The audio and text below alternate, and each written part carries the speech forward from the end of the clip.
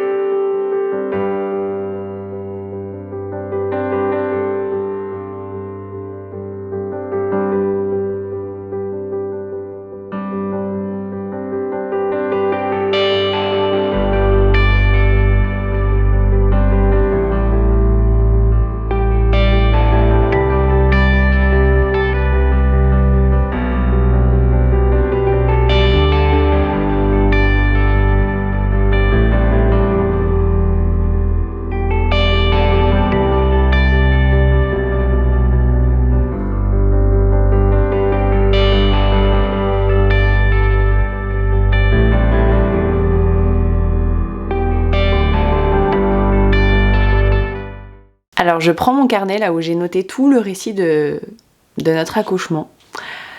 Et je vous invite à prendre une petite tisane, un petit thé, ce que vous voulez pour la vidéo qui est peut-être un peu longue.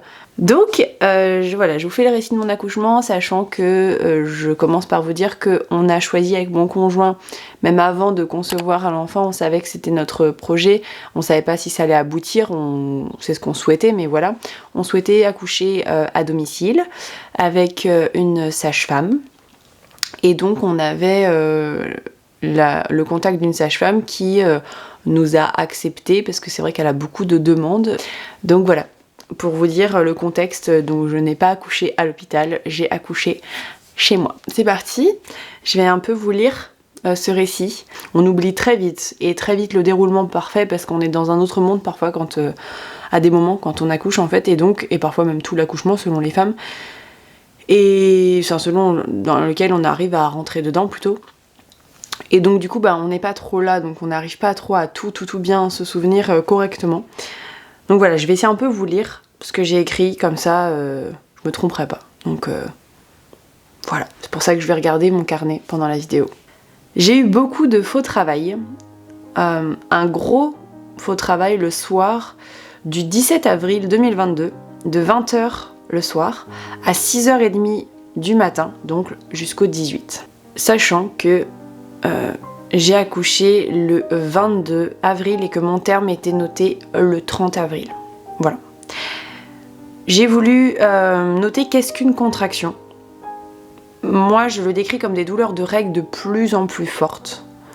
Voilà, parce que moi, je ne savais pas forcément qu'est-ce que ça pouvait être. Et en fait, c'est tout simplement pour les femmes qui connaissent déjà les douleurs de règles, c'est ça. Ça commence comme ça. En fait, ça commence vraiment comme ça. Celles qui connaissent pas, c'est cool, déjà que vous connaissez pas. Et puis vous apprendrez ça effectivement avec l'accouchement. Ou les contractions qui peuvent être douloureuses avant l'accouchement même. Voilà.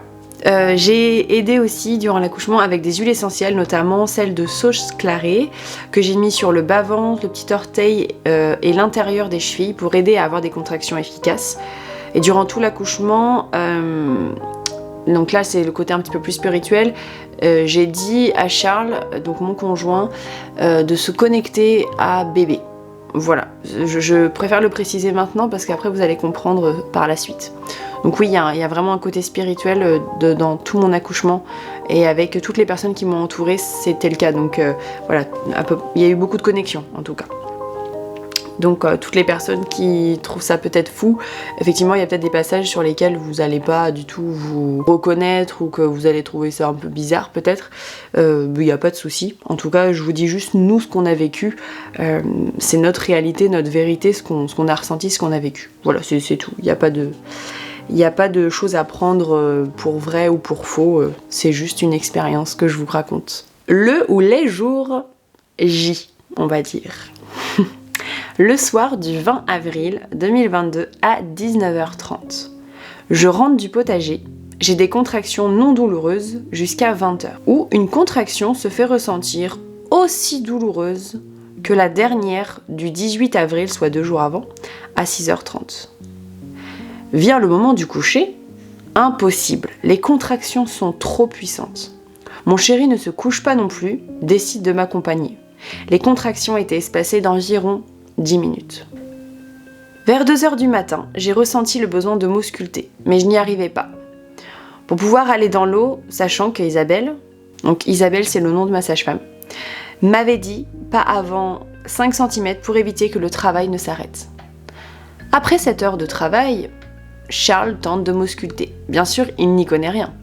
Voilà ce qu'il a ressenti. Il pouvait y mettre un bout de doigt, le col était certainement effacé.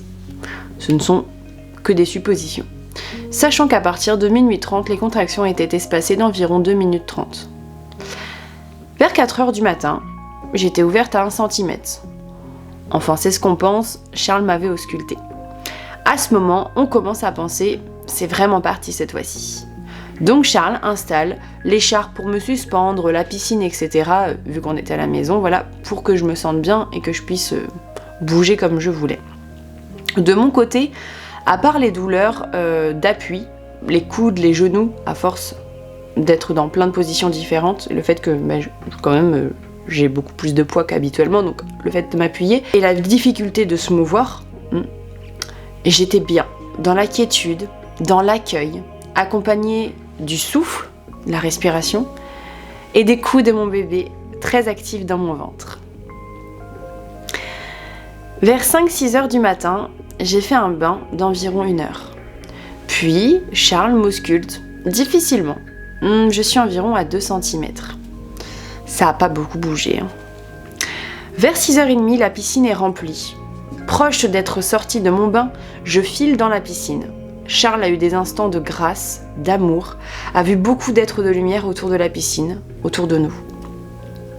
Charles n'arrêtait pas d'enlever de l'eau froide et remettre de l'eau chaude pour que ça soit à 37-38 avec des seaux. Ça, c'était tout un monde. Moi, pour le coup, moi, j'étais dans ma bulle à ce moment-là et j'étais dans la piscine et c'était pour moi mon rêve et mon besoin d'être dans l'eau et d'accoucher dans l'eau. Voilà, c'était vraiment très important pour moi. Mais vous allez voir après par la suite, ça se passe pas forcément toujours comme on le souhaite. Vers 8h du matin, on reçoit un premier message d'Isabelle. Pour moi, ça a été un petit peu le début du stress. La discussion avec Isabelle a duré toute la journée, mais il y a eu quand même très peu de SMS. Elle nous a laissé un peu avancer dans l'accouchement et pouvoir la prévenir quand on se sentait prêt qu'elle vienne et quand on sentait que voilà, ça allait arriver. Dans l'après-midi, Charles me propose de sortir de la piscine pour aider et voir si ça avance plus rapidement et être debout, en mouvement, faire de la marche, etc. Du coup, pendant environ 1h30, je suis sortie et puis donc j'ai bougé énormément. Sachant que dans la piscine, j'arrêtais pas de changer de position également. J'ai toujours été en mouvement durant tout l'accouchement, j'ai jamais été statique. J'ai beaucoup écouté ce que je ressentais, comment il fallait que je me mette pour gérer les contractions, sentir mon bébé, ressentir mon corps. Mais c'est vrai qu'à ce moment-là, quand mon chéri m'a demandé de sortir de la piscine, il sentait comme une stagnation de l'accouchement, comme si ça s'arrêtait un peu, j'avais peut-être un peu moins de contractions, un peu plus espacé, donc comme si voilà il y avait un arrêt presque, c'était pas un arrêt mais en tout cas voilà, j'ai jamais arrêté d'avoir de contractions mais il sentait ça donc il me disait peut-être que faut que tu sortes, donc c'est ce que j'ai fait. Mais ensuite je suis rentrée parce que sincèrement l'eau c'était juste voilà, c'était beaucoup plus facile pour moi pour une raison la plus importante, c'est pour se mouvoir parce que on sent plus le poids en fait du bébé, on sent plus notre poids en fait, donc c'est vraiment on se laisse porter, c'est beaucoup plus facile en fait, voilà.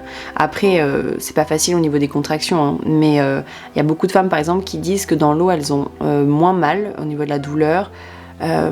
Moi c'est pas forcément ce que j'ai observé, peut-être un peu mais pas énormément. Moi c'était surtout le fait de se mouvoir correctement et beaucoup plus facilement. Du côté d'Isabelle et de Karen, elle s'appelle, c'est la doula qui a accompagné mon accouchement avec la sage-femme.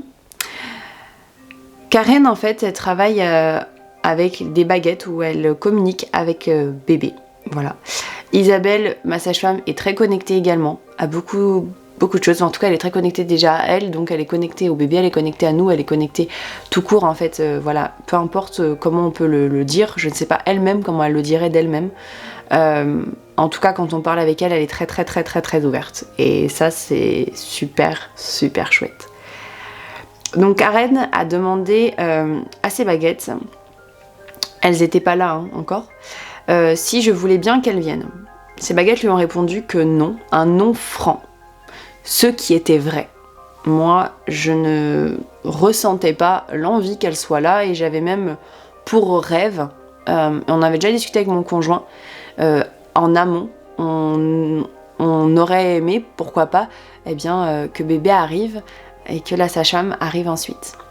Mais voilà, ça ne se passe pas comme ça et vu comment ça s'est passé, je pense que de toute façon, il fallait que la sage-femme et la doula soient là. Donc vers 19h30, nous décidons, Charles avait été d'accord avant, mais il respectait mon choix et mes ressentis, je pense, parce qu'il me l'a pas forcément dit qu'il aurait bien voulu qu'elle vienne avant. Je pense que c'est vraiment quand ça a stagné qu'il a senti que peut-être il y avait peut-être un souci et que quelque part la sage-femme devait peut-être arriver.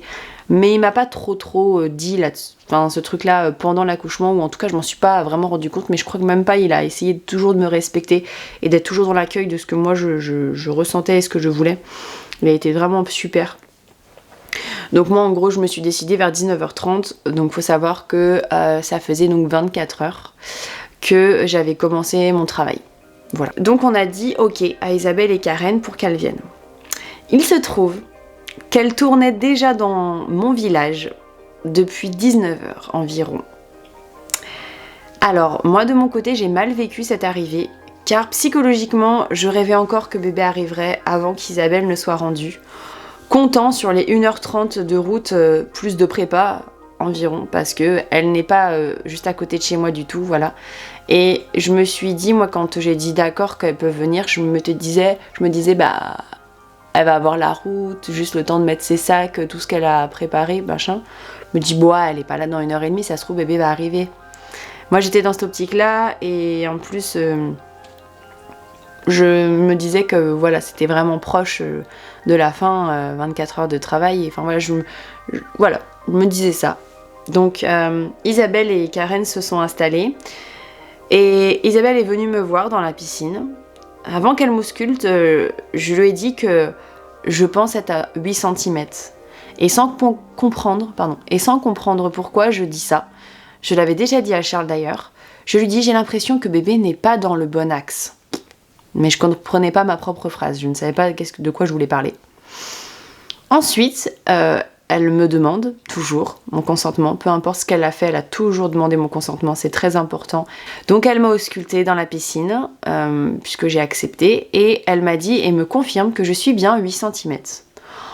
On écoute le cœur du bébé, qui varie entre 149 et 152 battements par minute, et cela restera vrai durant tout l'accouchement, même durant les contractions. Le seul moment où son petit cœur a fluctué un peu, c'est lors du passage de la tête. Rien d'anormal, c'est physiologique. Même d'ailleurs, ce serait physiologique, il n'y a pas de souci quand ça fluctue durant les contractions. Mais moi, mon bébé était un métronome, c'était vraiment entre 149 et 152 tout le long de l'accouchement, c'était un truc de fou. Elle me demande si j'ai perdu les os, je lui dis que je ne pense pas. Ensuite, elle me laisse dans ma bulle et s'installe, mange avec Karen. Quelque temps après, elle revient m'ausculter et je n'ai pas bougé, toujours à 8 cm. Je pense que j'ai passé de nombreuses heures à 8 cm. Après plus de 24 heures de travail, la fatigue s'accumule, la douleur et mon refus de boire, manger, donc pas de regain d'énergie, peur de vomir, car au début j'ai failli vomir en mangeant une figue. Sans m'en faire part, Charles, lui, ne se sent pas bien. De gros dégoûts, des grosses nausées, l'accouchement a été très très chargé. Mais lui, voilà, il n'a jamais essayé de m'en parler, il a juste été dans l'accompagnement, mais jamais dans la plainte de ce que lui ressentait. Pourtant, ça a été dur pour lui aussi. On n'arrêtait pas de me demander de manger, de boire quelque chose, au pire de sucrer un jus de pomme, machin, et c'est vrai que j'ai toujours dit non, je ne ressentais pas du tout, ni l'envie, tout ça, mais malheureusement, c'est ce qui a fait que je ne pouvais pas avoir de regain d'énergie à ce moment-là. Alors, ensuite, on va commencer sur quelque chose d'un peu moins sympa. Sachant que vraiment, là, ça a été vraiment un accouchement donc, qui a duré dans l'entièreté 34 heures.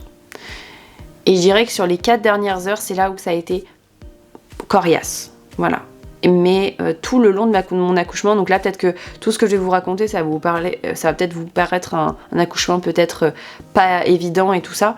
Mais en fait, si on réfléchit 2 secondes, c'est une petite partie de mon accouchement, contrairement à toute la partie qui s'est vraiment passée dans la quiétude, dans la respiration, dans l'accompagnement, dans l'accueil, dans l'ouverture, dans l'amour, j'étais vraiment bien, j'avais très très envie de vivre ça, j'étais dans l'instant présent. Après c'est vrai qu'il y a eu des moments de décrochage de mental, j'avais envie d'allumer ma caméra pour avoir des souvenirs, donc ça c'est pas terrible, parce que ça me sortait de ma bulle et je sortais de ma bulle moi-même, personne me demandait de sortir de ma bulle, hein.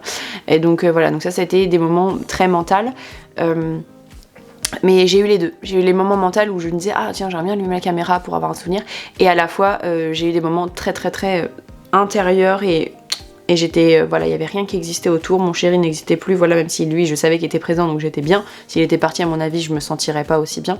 Donc voilà, pour moi c'était un élément plus que clé d'avoir mon chéri, c'était pas le choix. Même si à des moments il faisait rien a priori, eh bien sa présence était indispensable. Donc j'ai noté le début de l'enfer.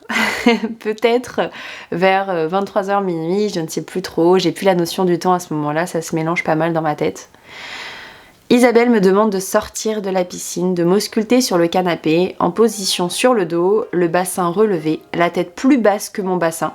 Donc voilà, là j'étais genre, mon bassin est là et ma tête est là, donc j'étais vraiment comme ça. J'étais très mal dans cette position pour accueillir mes contractions.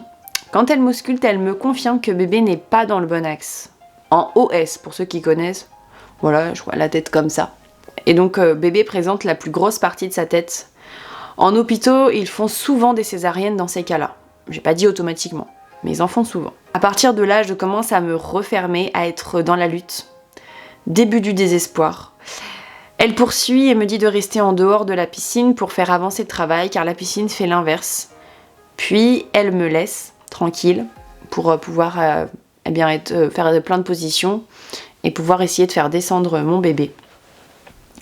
Quand elle revient, elle me réausculte sur le dos et là me dit que bébé est toujours dans la même position, qu'elle va tenter une manipulation interne sur 10 contractions. Franchement, ce passage, horrible pour moi. Durant ce temps-là, Karen se connecte à bébé et va voir Charles en lui disant que bébé veut se connecter et lui parler, comme je lui disais finalement durant pas mal de temps, bien avant que Karen et Isabelle arrivent.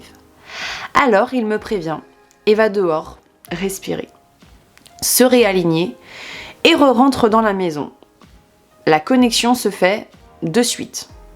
Elle a duré 30 secondes, 1 minute environ. Le massage est très clair. Charles a retrouvé un état de paix en verbalisant et se déchargeant dehors. Alors, il se met assis en position verticale. Bébé gueule fort. Elle lui montre son mauvais, entre guillemets, positionnement. Elle lui dit qu'elle est allée voir d'autres accouchements accompagnés d'Isabelle et qu'elle sait faire. Manipulation externe plus interne. Bébé ne veut pas aller à l'hôpital car ce serait une césarienne d'office et que cela couperait un lien entre elle et maman. Isabelle savait faire. Maman allait y arriver. Quand la connexion se termine, Charles revient et Isabelle me dit qu'elle n'a pas réussi, la manipulation n'a pas fonctionné. Nouvelle manipulation sur la table, en externe, sur le côté avec ma jambe, sur chaque côté.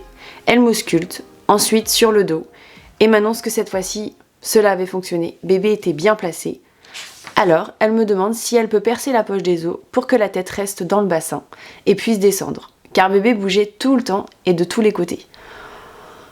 Trop à l'ouest, je n'étais même pas soulagée de la situation et demande à Charles de choisir en redemandant l'intérêt à Isabelle. Il me dit qu'il pense que c'est bien de le faire.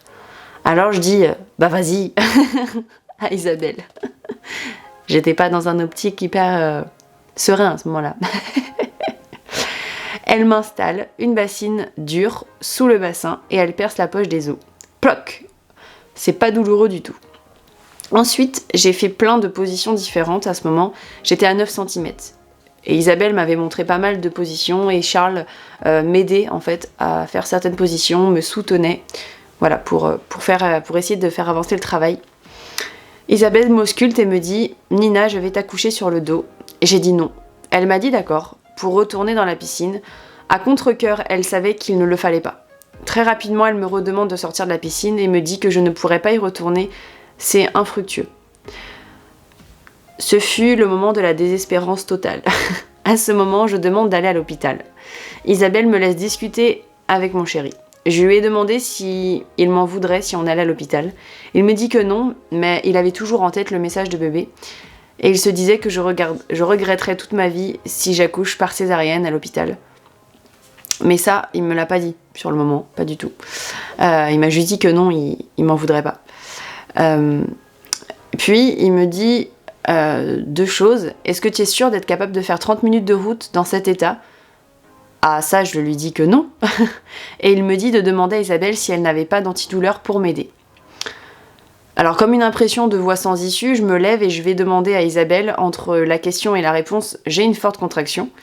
Je vais faire pipi aux toilettes et j'entends Charles demander à Isabelle si tu la couches, ça va prendre plutôt 5 minutes ou 5 heures. Ce à quoi elle répond, tous en chuchotant, mais moi j'entends tout, 1 heure, 1h30. Je finis la contraction dans la douche et je reviens. Elle me fait une perfusion de Dafalgan, me donne des huiles essentielles, de l'homéopathie pour la douleur. Et je sais pas vraiment ce qu'elle m'a donné sur le moment, elle m'a donné plein de trucs, mais j'avoue, je sais même pas ce que c'est. Et en fait, directement, après la perfusion, je fais un caillot de sang, et donc elle m'enlève la perf. Personnellement, je trouve ça très cool, j'aurais pas aimé avoir la perf pendant toute la fin de mon accouchement. Donc au moins, j'ai eu le Dafalgan, mais pas de perf derrière. Et là, je demande quand est-ce que va agir le Dafalgan, parce que là, j'en peux plus, chaque seconde, c'est trop. Ce à quoi Karen me dit que le Dafalgan va agir d'ici 15 minutes environ. Puis Isabelle me dit, avant que ça agisse, c'est parti, mets-toi sur le dos, sur le canapé, dans la même position que les autres fois. Et elle lui demande à Charles de l'huile essentielle, de l'huile d'olive, pour ouvrir mon périnée à chaque contraction, en plus de continuer les manipulations internes pour aider bébé à sortir. Elle essayait de... Justement, elle le guidait en fait avec ses mains aussi, donc voilà. Hello, c'est la Nina du montage qui te parle. J'avais envie d'amener plusieurs petites précisions. Déjà, je voudrais faire une vidéo sur l'accouchement à domicile. Donc si vous avez des questions, n'hésitez pas à en mettre dans les commentaires. Donc il y a plein de choses effectivement que je ne dis pas dans cette vidéo concernant vraiment ce choix-là et plein de choses qui peuvent concerner ce sujet. Donc par contre dans cette vidéo je voulais vraiment préciser certaines choses.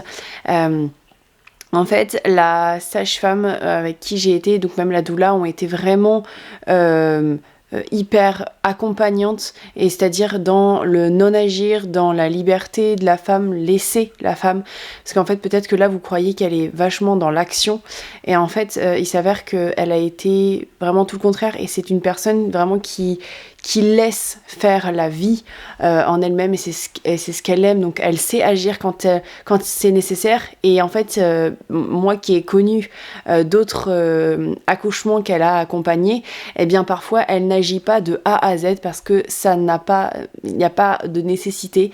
Moi je suis une primipare, voilà, c'était mon premier bébé, donc il y a parfois plus besoin, parfois pas du tout, hein.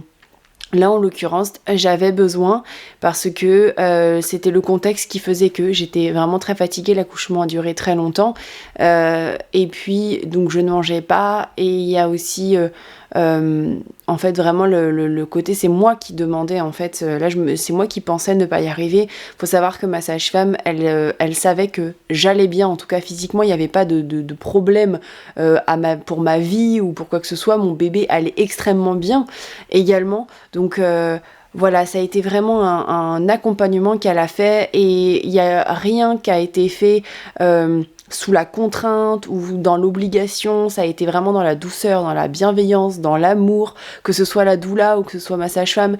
C'était vraiment pas du tout dans la contrainte, c'était dans l'accompagnement total. Voilà, je voulais vraiment préciser ça parce que je crois que c'est vraiment très important de ne pas penser que la sage-femme a été beaucoup dans l'action et dans le fait, non, elle m'a laissé beaucoup de moments seule. Elle était à côté, dans la pièce à côté, et voilà. Et elle n'agissait pas, bien que forcément, elle est tout, c'est une sage-femme, elle est tout en cas de problème, elle a tout sur elle pour agir, hein, bien entendu. Donc voilà, donc je tiens à préciser ça. Et j'ai pas forcément bien vécu peut-être la fin de mon accouchement, étant à la maison, tout ça, mais je pense qu'en fait les choix qui ont été faits, par exemple le fait que j'ai accouché d'une certaine manière sur le dos, c'est que c'était vraiment nécessaire. En fait, moi je n'en pouvais plus et je n'aurais pas réussi à attendre encore peut-être le travail qui se fasse de lui-même au naturel pour que y ait la poussée, tout ça. Donc voilà pourquoi j'ai aussi eu beaucoup d'accompagnement à la fin et qu'Isabelle a pris le relais pour m'aider vraiment à accoucher. Sinon je pense que ça se serait pas passé comme ça en fait. Donc voilà, c'était vraiment lié à ma situation, à moi, et non le souhait de ma sage-femme de vouloir agir et faire autant de choses en fait. Voilà, voilà, encore merci en tout cas à ma sage-femme et à la doula qui m'ont accompagnée, bien sûr à mon bébé, à mon chéri, mais voilà, pour moi c'était très important de faire cet aparté, donc désolée pour cette petite rajout de vidéo. Je vous laisse avec la suite. Pour vous dire, tout ce qu'elle me disait, Isabelle, ça a été toujours dans la bienveillance. Hein. Voilà, c'est juste... moi, par contre, niveau bienveillance, j'étais pas très élevée à ce moment-là. Là, j'étais plutôt... pas super. Et elle disait beaucoup, c'est étriqué. Je sais pas si à ce moment j'étais ou non à 10 cm de dilatation complète d'ailleurs. Bref, j'étais en train d'accoucher accompagnée d'Isabelle aux commandes. Bébé au taquet, Charles et Karen. Il fallait que je pousse sans expulser d'air. Bébé est sorti en 1 heure à 5h22, le 22/04/2022. Et j'ai dû à chaque contraction pousser en bloquant l'air, ramener mes jambes vers ma poitrine. J'avais une écharpe large sous le bassin. Charles et Karen tiraient dessus pour aider bébé à descendre le plus vite possible pendant qu'Isabelle massait le périnée pour l'ouvrir et tourner bébé. Donc ça après moi j'ai aucune notion vraiment du truc, je sais pas exactement ce que faisait Charles Karen. Voilà, on a un peu essayé de m'expliquer, mais voilà, il faisait un truc pour m'aider quoi, et ça m'aidait, mais c'est vrai que moi juste de faire ça, d'essayer de tirer mes jambes, de bouger, là j'avais plus d'énergie, mais total. J'étais à bout, j'avais dépassé ma limite. Ensuite, Charles et moi avons pris bébé pour le mettre sur ma poitrine. Et là commence le cercle de feu. Ça a été jusqu'à la délivrance, le feu. Je demandais à Charles de me mettre du brumisateur tout le temps sur le vagin, mais c'était pas suffisant. Ensuite, après la délivrance, Charles a clampé le cordon et coupé une fois qu'il ne battait plus. Avant la délivrance, Charles a demandé s'il pouvait lâcher, et enfin Charles a craqué, il ne tenait plus sur ses jambes. Avec beaucoup de regrets, je n'ai rien ressenti de mon côté. C'est même beaucoup de regrets. J'avais tellement plus d'énergie que j'ai même pas ressenti un soulagement, un bonheur, quoi que ce soit. Je regardais Charles, je voyais lui vraiment qu'il lâchait et que voilà, il y avait vraiment un côté lâcher prise, et puis en même temps ça y est, je peux lâcher et tout, c'est fini et mon bébé il est là. Et moi c'était rien, justement le néant. Il n'y a absolument rien qui s'est passé en moi au niveau émotionnel à ce moment-là. Donc voilà, c'est en repensant en fait que c'est un regret en soi. Mais c'est comme ça, c'est comme ça. Le placenta sorti, même si maintenant ça va mieux. Ça a été dur pendant un moment, mais ça se trouve si j'y retourne, il y a quand même encore des choses qu'il faut aller voir, à mon avis. Le placenta est sorti très facilement. La première tétée s'est très bien passée, sans douleur. En même temps, à ce moment-là, le taux d'endorphine, il est au maximum. Hein. Et c'est trop rigolo parce que la première phase d'Isabelle, à la sortie du bébé, c'est Charles. C'est vrai qu'elle ressemblait vachement à papa, au papa. Selon Charles, je tenais une conversation 30 minutes après avoir accouché. Je dis bien selon lui, hein, parce que bon, moi, je sais pas ce que c'était la conversation, mais à mon avis, ça devait pas non plus être très grandiose. Et Isabelle est partie environ entre 8h30 et 9h, donc vous voyez, elle est quand même beaucoup restée, puisqu'elle est arrivée vers 19h30 le soir et repartie vers 8h30, 9h, donc voilà, elle est quand même restée très longtemps avec Karen. Et résultat de l'accouchement, j'ai une petite déchirure du périnée. même si c'est pas grand chose comparé à plein de femmes, c'est quand même traumatisant, je trouve, parce que la suite de couches, moi c'est quand même très très bien passé, même si je vous en parlerai dans une autre vidéo, mais voilà. Mais je veux dire, même là aujourd'hui, ça va bientôt faire 5 mois que j'ai accouché, la déchirure de périnée, eh ben, elle est toujours là, comment dire, c'est-à-dire que non, enfin, elle est pas toujours là, je ne suis plus déchirée. Ce que je veux dire, c'est que j'ai toujours des sensations liées à ça, des douleurs liées à ça, et je vous en parlerai peut-être dans d'autres, voilà, dans peut-être le postpartum, mais ça reste quand même quelque chose de traumatisant, même si c'est pas énorme, et comparé à, en fait, à ce que Isabelle a fait pour essayer d'ouvrir mon périnée qui était très très refermé, du fait que justement j'étais plus du tout dans l'ouverture mais dans la lutte, dans la contraction, et mon périnée étant un muscle chez moi qui est assez puissant et assez voilà, musclé, et ben en fait il était assez refermé, donc elle devait vraiment insister pour ouvrir, pour que la tête passe. Et franchement, vu comment elle a appuyé, on va dire, j'ai quand même de la chance sur la suite justement, et que la déchirure ne soit pas plus grande que ce qu'elle n'a été. Mais voilà, ça reste quand même quelque chose où j'ai pas rien eu, et bah ça se sent hein, quand même. Donc voilà, dans l'ensemble, mon accouchement, si on parle vraiment, bah ça s'est en fait plutôt passé bien, et on va dire dans l'ouverture, mais vraiment les dernières heures, pour moi, ça a été voilà, quand on parle aussi de désespérance, de la phase désespérance, peut-être que ma phase désespérante a été assez longue, hein, et voilà, j'ai vraiment eu ce moment-là où je pensais, mais clairement, ne pas pouvoir y arriver, c'était impossible, et j'aurais tout accepté. Comme quoi, quand on dépasse parfois ses limites, on pense pas qu'on peut accepter certaines choses, et là vraiment on m'aurait emmené à l'hôpital, fait des césariennes, tout ça, j'aurais tout accepté à ce moment-là. Mais par contre, vu que maintenant j'ai accouché par voie basse, et chez moi quand même que finalement ça s'est passé comme ça, je remercie du coup Karen, Isabelle, beaucoup Isabelle, mon chéri et mon bébé, qui ont été tous là pour que ça se passe autrement, et que je ne regrette pas justement d'avoir eu une césarienne et d'être allée à l'hôpital. Donc merci beaucoup à eux, parce que j'ai pas accouché seule du tout, et c'est pas juste mon accouchement, c'est notre accouchement.